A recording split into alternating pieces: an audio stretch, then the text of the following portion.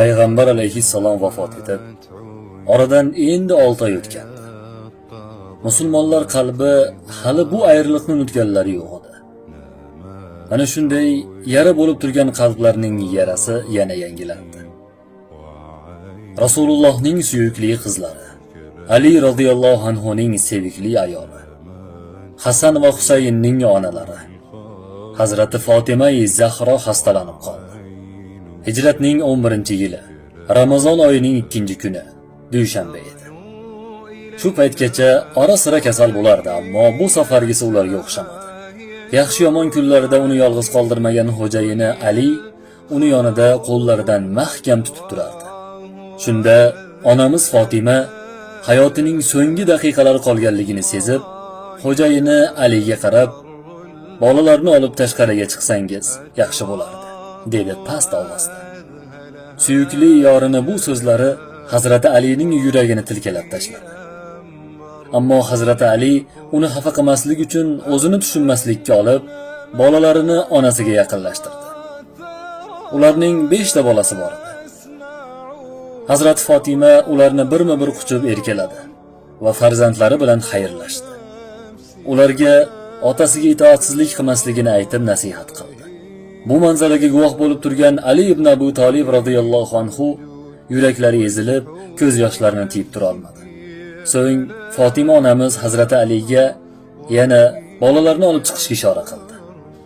Bag'ri tilka pora bo'lib turgan Ali ko'z yoshlarini artib, bolalarini tashqariga chiqardi. Asmo binti Umays bilan Ummu Rafi kirishdi. Fatima onamiz Ummu Rafiga qarab, "Meni yuvinishim uchun suv tayyormi onajon?" dedi Hazrati Fatima. Ummu Rafini onajon derdi, chunki bu ayol unga doim onalik qilib kelgandi. "Ha, albatta", deb javob berdi Ummu Rafi ko'zlarida yosh bilan. Fatima onamiz, "Menga suv quyib turasizmi onajon? Men poklanib olay", deb so'radi. "Albatta qizim, albatta", dedi Ummu Rafi Fatima Zahroni g'usl qildirdi. Hazrat Fatima yaxshilab yuvinib, ayollar yordamida eng yaxshi liboslarini kiydi. So'ng "To'shagimni xona o'rtasiga solinglar va meni o'sha joyga yotqizinglar", deb iltimos qildi. "Xo'p", deya ayollar ishlarini bajarisharkan, nima yuz berayotganini anglab, juda iztirob chekishardi. Yana Fatima onamiz ularga qarab, "Meni yotqizinglar, yuzimni qiblaga qaratib qo'yinglar va yolg'iz qoldiringlar", dedi. Ammo qizim Fatima, "Biz yoningda turaylik", degan so'zlariga qaramay, "Iltimos, meni yolg'iz qoldiringlar. Robbimga duo va iltijo qilmoqchiman", deb turib oldi. Yolg'iz qolgach, duo va iltijoga shunchalar berilib ketdiki, davushlari tashqariga eshitildi. Hozirgina xonadan duo va iltijo davush kelayotgandi. Bir mahal to'satdan davush chiqmay qoldi. Xavotirlanib uyga kirganlar Hazrat Fatimani oldiga shoshgancha kelishdi. Ular ne ko'z bilan ko'rmasinlar, ayollarning sayyidasi, payg'ambarlarning suyukli qizi, Alining rafiqasi, 5 ta mayda bolaning onasi, jannat ayollarining yetakchisi Fatima Zahroning yuragi urishdan to'xtagandi. Shum xabar bir zumda butun Madinaga tarqaldi. Eyvoh, payg'ambar alayhissalom qizi ham bu yolg'on dunyoni tark etibdi. U endi 28 yoshga kirgan deya, bir farzandi go'dak chog'ida vafot etgan deya hamma yugurib kelardi.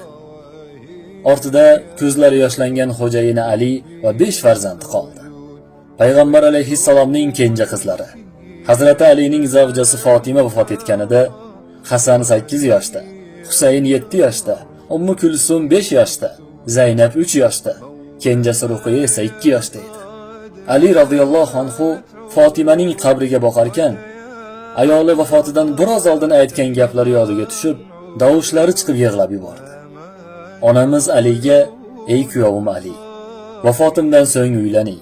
Aks holda siz ham, bolalarim ham qiylanib qolasizlar. Ammo ularni o'gay ona qo'liga ham qoldirgim kelmayapti.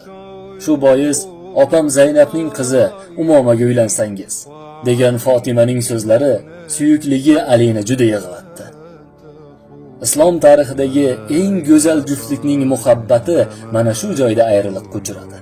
Gullarning guli birma-bir dunyoni tark etishgan.